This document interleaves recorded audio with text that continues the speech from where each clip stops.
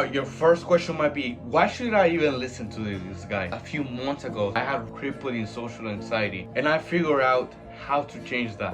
And if you want to be able to do the same, keep watching. Also, if you need personal help, send me a DM. I'll respond to everyone. This will scare the hell out of you. I am in New York and I met a friend through Facebook. So I went to Florida to meet him in person. Right, I met him and everything. Then he took me to Starbucks to meet his friend and his girlfriend. When we got in, I saw they were seated at a big table, right? So his girlfriend and his friend were here. Back then I had really bad social anxiety, so I felt nervous. I was like, God, I'm a little bit awkward. I don't know what they're gonna think about me. So I introduced myself to them and everything. And then we started talking about college, what they're doing with their life and everything. So in the conversation, all that I'm thinking is they're probably thinking that I'm weird.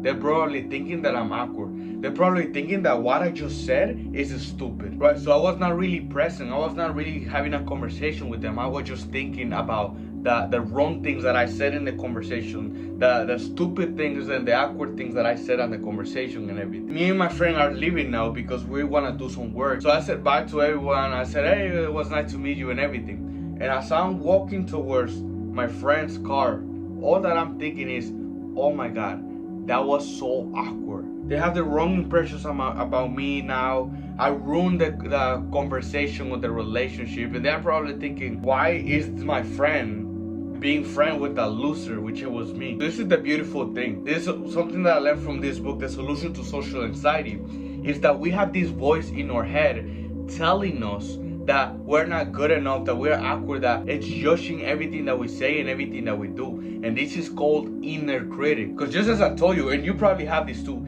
every time that you meet someone, you have these thoughts. I'm being boring, I'm being awkward, everything that I'm saying or doing is stupid or not good enough or inadequate. And then it just feels like the other person is perceiving too. The other person is thinking that we are boring. The other person is thinking that we are awkward. Which gets me to the second point, which is, when do we hear this voice? And this is the thing, when there's a pretty girl at the grocery store, I would freak out every time that I had to talk to her, right? So the voice appears before you having a conversation with someone. They're gonna think that you're awkward. They're not gonna like you. They're gonna reject you. They're gonna look at you weird. And this voice appears during a conversation. So every time that you're talking to someone, this voice appears. They are probably thinking X about you. What you just said was stupid. Because you were not talking to the other person. You were not present in conversation. You were in your head. This voice appears after the conversation. So after the conversation, you're like, oh my God, I ruined the conversation. I ruined the relationship. They're probably thinking this about me. They have the wrong impressions about me now. And this is why, for example, I would hate small talks. I would hate to meet strangers. This is what I want you to understand. It's not that you don't like talking to people. It's that you don't like how you feel when you're talking to them. And sadly, since I would listen to this voice, since I grew up believing everything that this voice told me, I would be hypnotized. I would actually believe that I was boring. I would actually believe that no one wanted to be my friend or my boyfriend or my girlfriend. That's one of the reasons that I would have low self-esteem. That's one of the reasons that I wouldn't talk to people, because I would be like, they don't want to be my friends, or I always fuck things up when I talk to people, or I don't have personality. So I couldn't see myself for who I am, right? I have a lot of personality. I have good energy. I'm charismatic, right?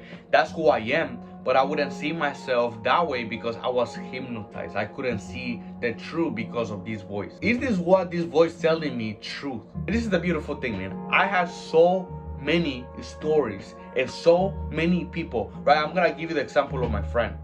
When I left after like maybe 5 months, I called him and we had a talk and everything. And I was like, hey man, like I'm struggling with social anxiety. And then he tells me, dude, what do you mean you're struggling with social anxiety? And I was like, yeah man, so when I talked to your girlfriend and your friends, I was a little bit awkward and I thought that I was not interesting enough. And then he tells me, dude, I don't know what you're talking about. Like literally, my girlfriend was like, dude, he's the most charismatic and the most extrovert guy. And then my friend, he loves you, man. He's like, dude, he's so funny. He's this, he's that, right? That's the beautiful thing. And not only with them, but with so many girls. After the times that I've been like nervous talking to them, we would text back, we would continue dating. And that's the thing, man. And you probably haven't had this opportunity yet to see yourself for who you are. But if you would ask someone, let's say someone named Megan, right? When you were talking to Megan, you had these thoughts. I'm weird. She probably thinks this about me. But if you asked Megan, hey Megan, what do you think about me? Or hey Megan, what do you think about my friend, which is my viewer? What do you think about him? She would probably think, oh, he's a nice guy. Oh yeah, he's probably this. Completely different than what you were thinking about yourself. It is because these voice blinds you. These voice keep you hypnotized. And that's the beautiful thing. And even till this day, I'm gonna be a little aware that sometimes this voice kicks in, right? Because it's something that I have gotten better, but I'm not 100% healed. And I might not be 100% healed. Probably I will. But what about if I'm never healed? I know how to control this voice. I know how to have good times with people. I know how to make friends, how to have good conversations with people. And where does it come from? It comes from your deepest fears. This is what I had to understand about social anxiety. Social anxiety is not people phobia. It's not I am scared of people. It doesn't come from that. It comes from your deepest fear, which is the fear of abandonment, the fear of being alone for the rest of your life. And why do you have this fear? It is because you believe that you're not good enough. You believe that if people see you, if you start dating someone, she's not gonna like who you are.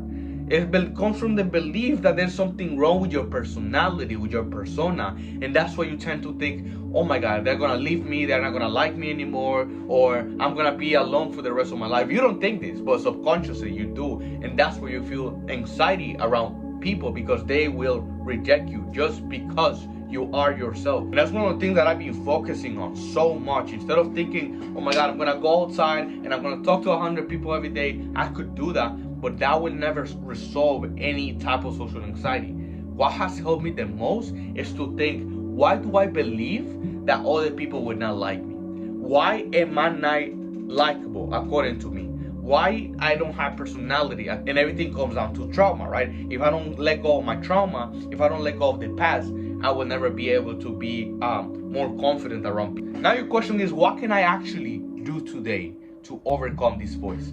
The first thing that I did was I didn't fight this voice, right? I was not like, no, inner critic, you're fucking lying to me. Go away, right? I was not fighting, because when you fight with ego, it comes back stronger, right? So what I did instead, I was aware of this voice. I was aware of this voice. And this is something that I learned from this book again. I was aware when I would be talking to a pretty girl, maybe, or maybe with my coworkers, or maybe with customers, I would see this voice in my head. Oh, it's the inner critic talking to me right now.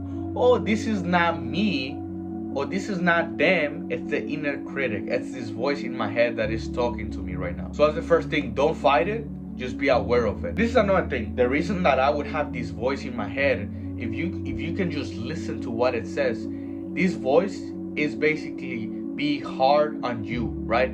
This was not good enough. This was not perfect. That's why it's not good. And that's where acceptance, and you might call me a pussy, you might disagree with me, but acceptance and love help me a lot. The acceptance of I might fuck things up. The acceptance of, yes, maybe I might not be the most charismatic guys, but there might be other skills that I can develop that I talk about on other videos that will make people like me, that will help me to make friends. Because the voice that we have in our head, in this example is the inner critic, it comes from how I was treated before by my parents, by my dad, and the bullying that I received. And that's why I have this voice in my head till this day. That's why when I treat myself with love, when I have more compassion about myself, I changed my self-talks.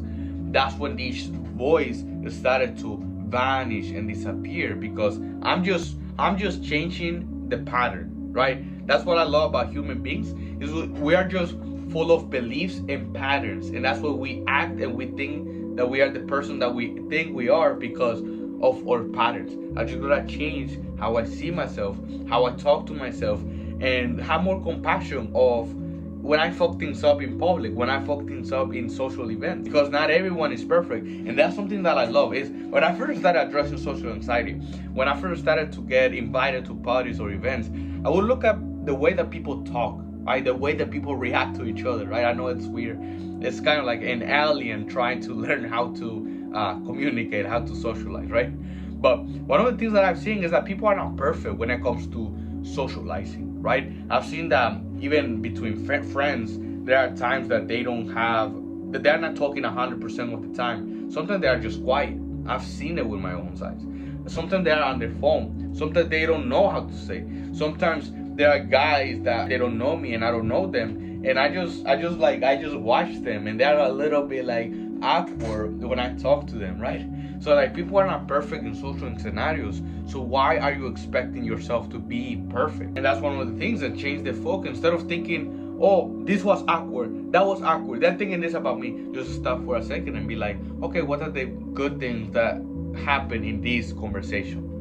When did I make someone smile? When did I make someone laugh? When did I make someone feel understood, right? When did I give someone a compliment? And even when I was a little bit nervous telling them, they appreciated the comment that I gave them, right? And everything comes down to a skill, like I said, right? That's why I have all of these videos. But yeah, that's how I've been able to be free and stop letting this voice power and control my life. If you like this video and you found it helpful, give it a like, subscribe, and also if you need help, send me a DM right now. Thank you.